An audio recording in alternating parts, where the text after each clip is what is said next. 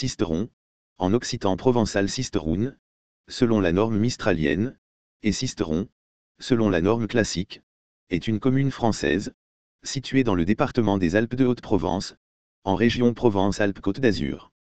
Capitale des Sogiontiques, Sogiontrie, l'antique Ségustéroé, à partir de l'époque romaine et de la construction du pont sur la Durance, un point de passage stratégique. Un pont pouvait d'ailleurs exister dès l'époque gauloise à cet endroit où la voie herculéenne rejoint le territoire des Vaucons. Ce pont majeur pour toute la région lui vaut un rayonnement millénaire. Ce rôle conduit à des fortifications très anciennes et un évêché local dès le VIe siècle.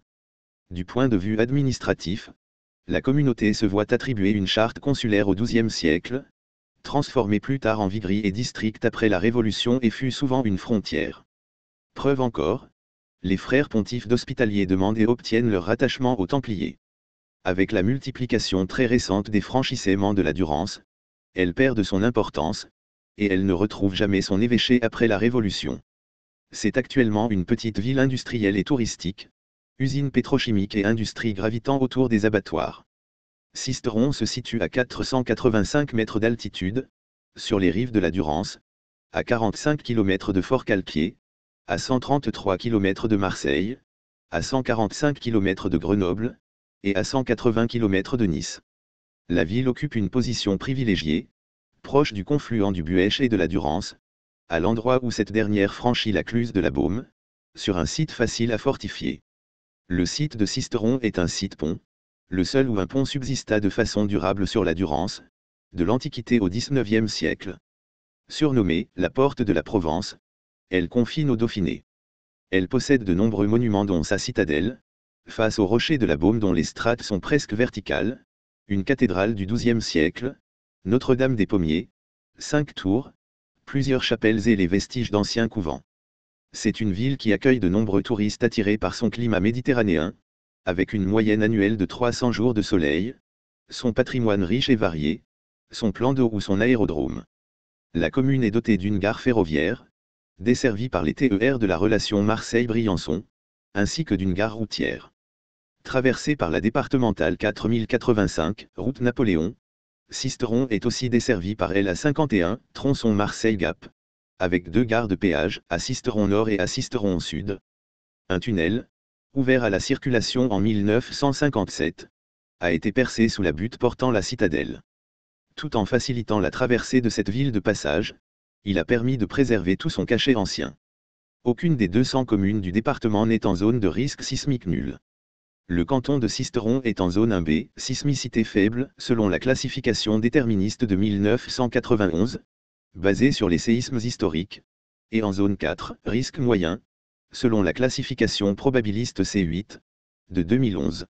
La commune de Sisteron est également exposée à 3 autres risques naturels, les feux de forêt, les inondations, dans les vallées de la Durance et du Buëch, et enfin les mouvements de terrain. Quelques versants de la commune sont concernés par un aléa moyen à fort.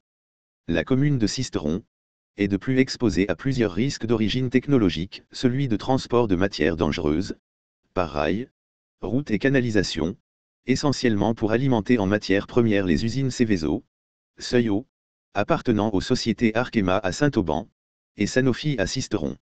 En ce qui concerne la voie ferrée, c'est la ligne de Lyon à Marseille, via Grenoble, qui traverse la commune, l'autoroute A51 et les routes départementales RD 4085, anciennes routes nationales 85, et 4075 peuvent être empruntées par les transports routiers de marchandises dangereuses.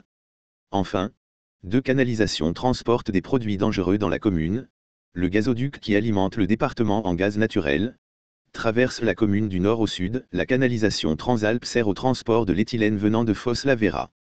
Le deuxième risque majeur d'origine technologique est le risque industriel, lié à la présence de 2 usines classées Céveso. L'usine Sanofi, au nord de la ville, classée Céveso, Seuillot, le plus grand danger. Le plan particulier d'intervention de l'usine Sanofi englobe toute la commune, l'usine Butagaz, classée Céveso seuil bas. Enfin, le dernier risque technologique est le risque de rupture de barrage.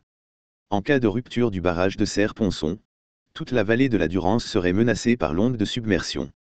À Sisteron, qui fait partie de la zone d'inondation spécifique, supérieure à la crue maximale de la Durance, elle aurait encore assez de puissance pour remonter dans celle du Buëch sur environ 12 km.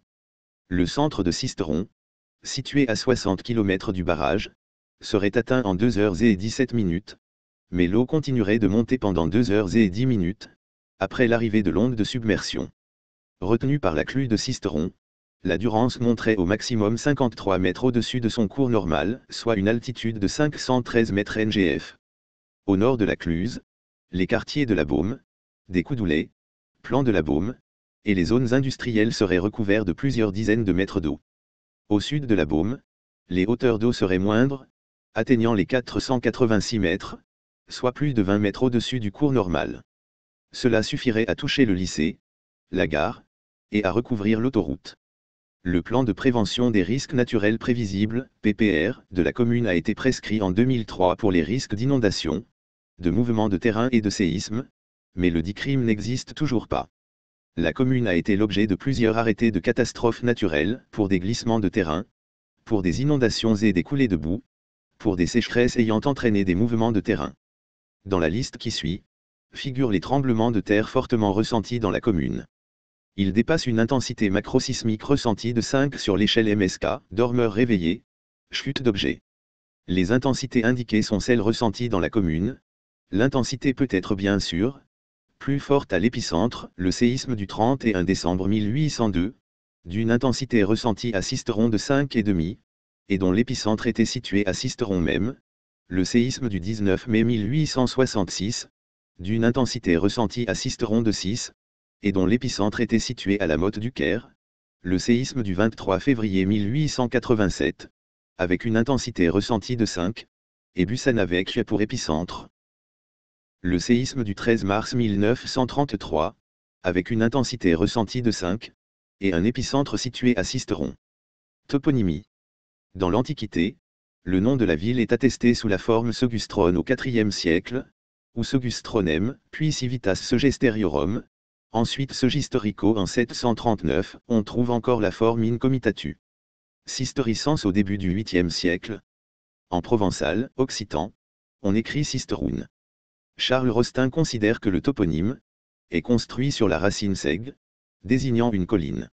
Dans l'ouvrage où il collabore avec Albert Dauzat, il écrit cependant du gaulois et pré-gaulois seg, auteur, et d'un triple suffixe erwan. Pour Ernest Nègre, il est peut-être basé sur le gaulois sigo, fort, suivi de ster, élément permettant à former des comparatifs, ce qui lui donne le sens de plus fort. Xavier Delamarre compare avec les nombreux toponymes en sigo, sigons, suine, ayant pour base le substantif gaulois sigo, victoire, force. Sisteron remonterait plus exactement à un type Segustron. Le nom de la ville est en accord avec la topographie et l'histoire, puisqu'à Sisteron siège une citadelle. La commune a longtemps été surnommée Rouocha en Chabanaya, Roche embrumée. Capitale des Sogiontiques, Sisteron, l'antique Segustero, est à partir de l'époque romaine et de la construction du pont sur la Durance, un point de passage stratégique. Cette importance lui vaut des fortifications actualisées jusqu'au XVIIIe siècle. Siège d'un évêché, la ville a un certain rayonnement pendant le Moyen Âge. Elle est le siège d'administration de second rang, Vigry, puis district après la Révolution. C'est actuellement une petite ville industrielle et touristique. Histoire. De la période de présence romaine datent quelques vestiges. Le site de la chapelle Saint-Domingue a livré des restes de villas en 1982. La ville, appartenant probablement au peuple gaulois des Sogiontiques, Sogiontri, dépendant des Vaucons, tire depuis toujours son importance de la traversée de la Durance. Les Romains font passer la voie domitienne, via Domitia, qui reliait l'Italie à l'Espagne par le col du Mont Genèvre à Sisteron. Un tombeau monumental de la fin du 1er siècle a été découvert en 1946, lors de la reconstruction de la ville, orné de sculptures, masques des 4 vents, statue d'une muse en marbre, et urne funéraire. La ville est élevée au rang de civitas de la province des Alpes-Maritimes entre le IIe siècle et la fin du IVe siècle, et devient siège du diocèse de Sisteron au Ve siècle. Le premier évêque connu apparaît en 449. Au Moyen Âge, la ville est une place forte des comtes de Forcalquier au XIe siècle, puis propriété des comtes de Provence. Elle est pour ces derniers la frontière du Nord. Elle reste cependant un lieu de passage important sur la Durance. C'est ainsi à Sisteron que l'on signale les premiers Roms en France, en 1425. En 1202, le traité d'alliance entre Guillaume IV de Forcalquier et Guigues, dauphin du Viennois, est signé au château de Sainte-Euphémie. Les châteaux de Redortier et de l'Argentière sont laissés en gage. Cette alliance était dirigée contre le roi d'Aragon, Alphonse III d'Aragon, qui venait de prendre Sisteron. C'est à Sisteron, au couvent des Cordeliers, que Raymond Béranger V, comte de Provence, signe au XIIIe siècle le testament par lequel il attribue le comté de Provence à l'une de ses 4 filles, Béatrice, future femme de Charles d'Anjou, frère de Saint-Louis. De là, datent les droits des rois de France sur la Provence. La charte communale, attribuée à une date inconnue, est confirmée par les comtes en 1212. Le consulat est créé avant 1209. Les frères pontifes possédaient une maison à Sisteron, et se chargeaient de l'entretien du pont sur le Buèche. Après le milieu du XIIe siècle, les frères pontifes de Sisteron demandent leur rattachement aux Templiers, et leur maison passe sous la dépendance d'une commanderie. Les comtes de Provence, puis ceux de Forcalquier, envisagèrent un temps de leur confier la garde du château.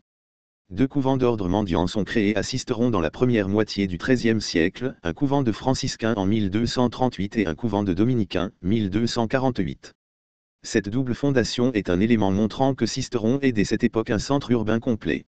La mort de la reine Jeanne Ier ouvre une crise de succession à la tête du comté de Provence. Les villes de l'Union d'Aix, 1382 à 1387, soutenant Charles de Duras contre Louis Ier d'Anjou. La communauté de Sisteron en fait partie, puis prête hommage au fils de Louis Ier, Louis II d'Anjou en 1386. Le ralliement de la ville a été longuement discuté. Marie de Blois, mère et régente de Louis II, avait envoyé ses ambassadeurs à Sisteron, en espérant jouer sur un engagement peu radical de la ville du côté carliste. Les émissaires de la communauté négocient cependant, de juillet à octobre 1385. Il faut ensuite 9 mois de discussion en interne, dans la communauté de Sisteron, avant que Louis II puisse entrer en ville. En soutenant les Angevins, Sisteron s'oppose ainsi à Barcelonnette, carliste et ennemi traditionnel. Une trêve est conclue le 10 septembre 1387. D'un autre côté, dès que le bruit court que Sisteron se rallie à la cause angevine, une dizaine de seigneurs plus ou moins proches basculent avec la ville, ce qui confirme son rôle stratégique. La communauté de la Baume, qui comptait 35 feux au dénombrement de 1315, est fortement dépeuplée par la crise du XIVe siècle, peste noire et guerre de 100 ans, et annexée par la commune de Sisteron au XVe siècle. Léguée en 1483 à Louis XI, la Provence rejoint le royaume de France. De 1562 à 1594, les guerres de religion voient les protestants et les catholiques se disputer la ville et sa forteresse qui contrôle le seul pont sur la Durance. En février 1562, la moitié des protestants de Forcalquier se réfugient à Sisteron.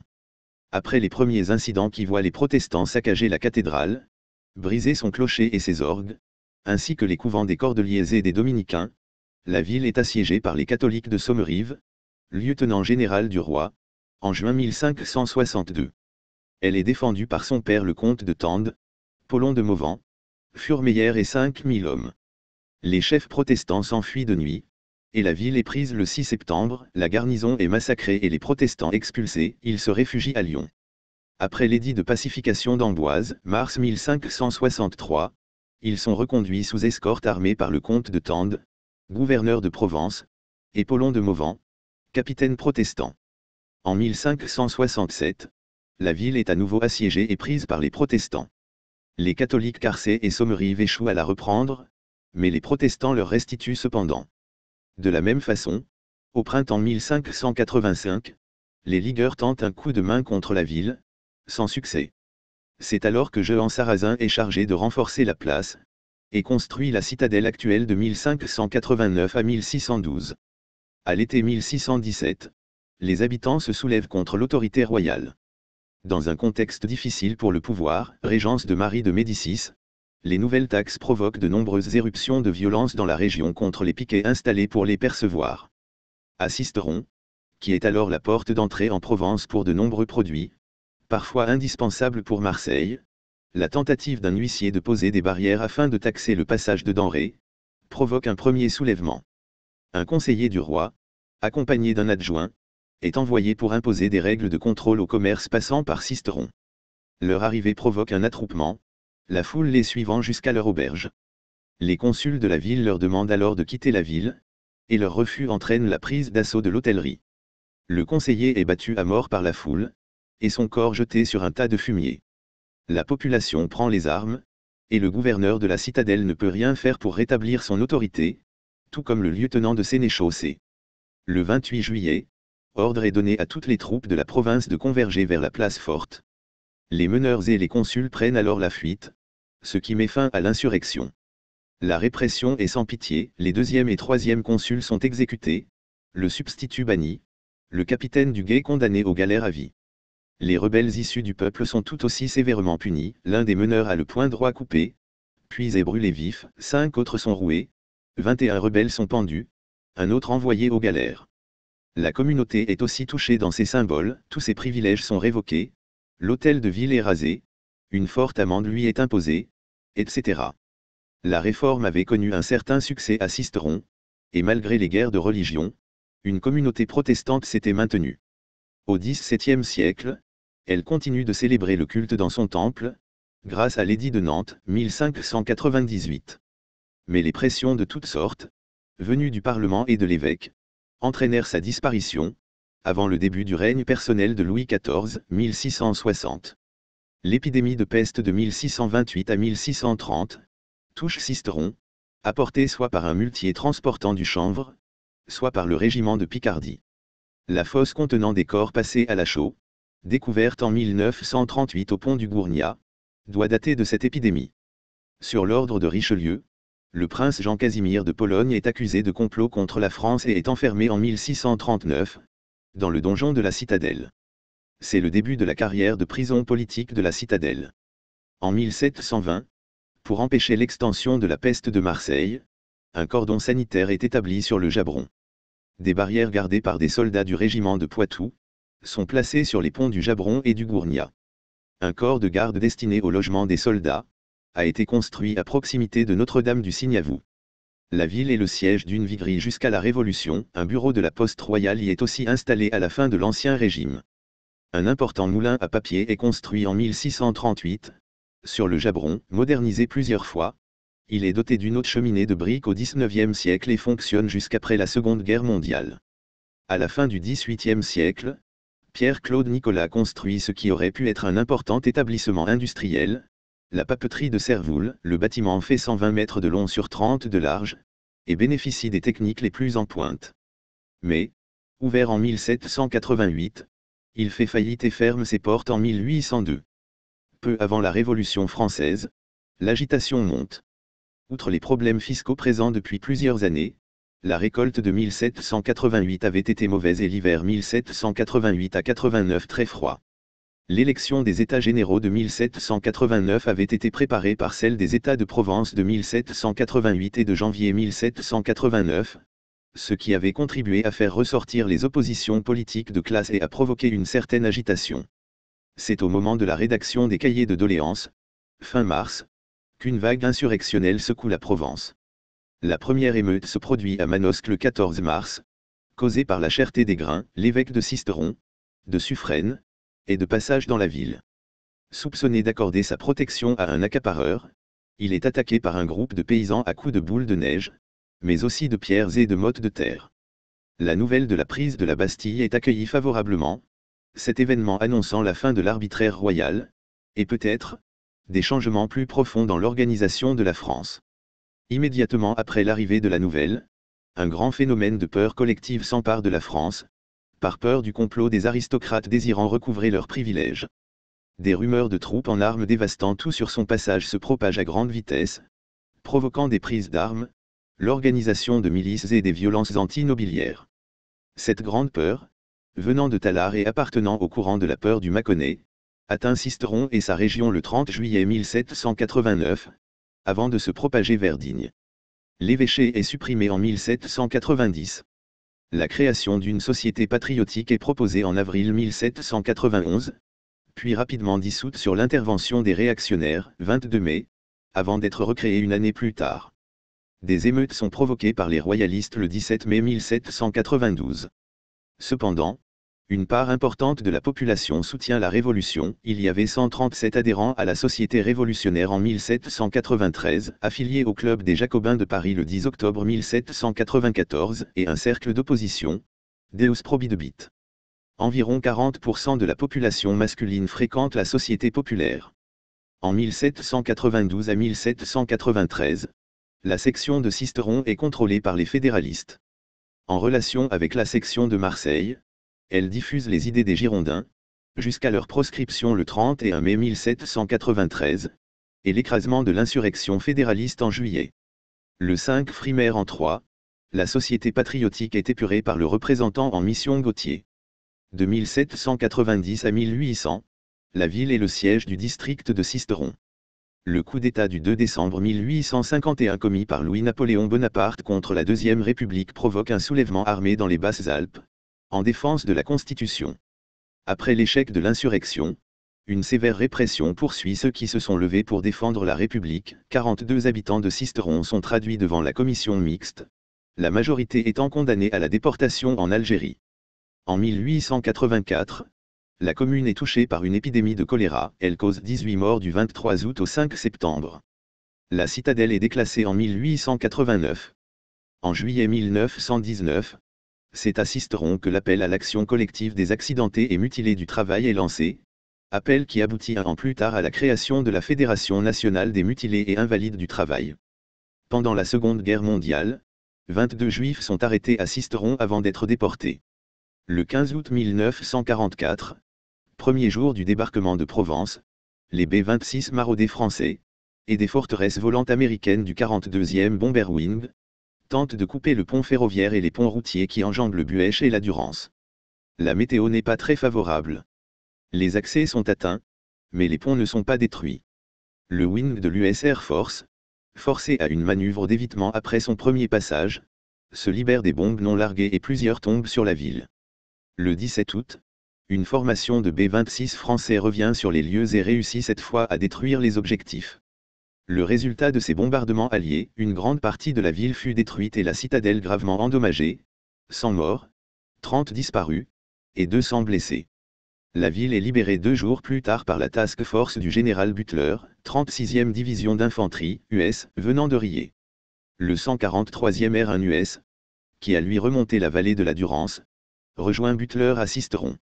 Le lendemain, la colonne américaine se dirige sur Gap, libérée le 20, et Aspres-sur-Buech.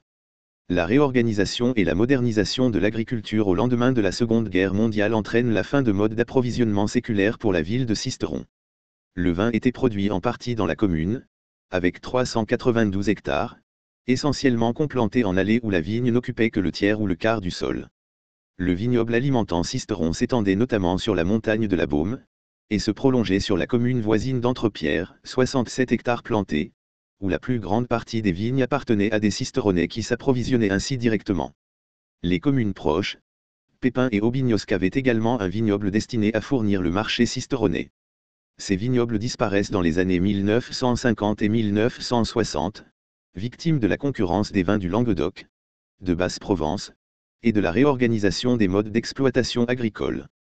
L'huile d'olive était aussi produite à proximité immédiate de la ville, sur la drèche de Sisteron où l'olivette atteignait les 600 mètres.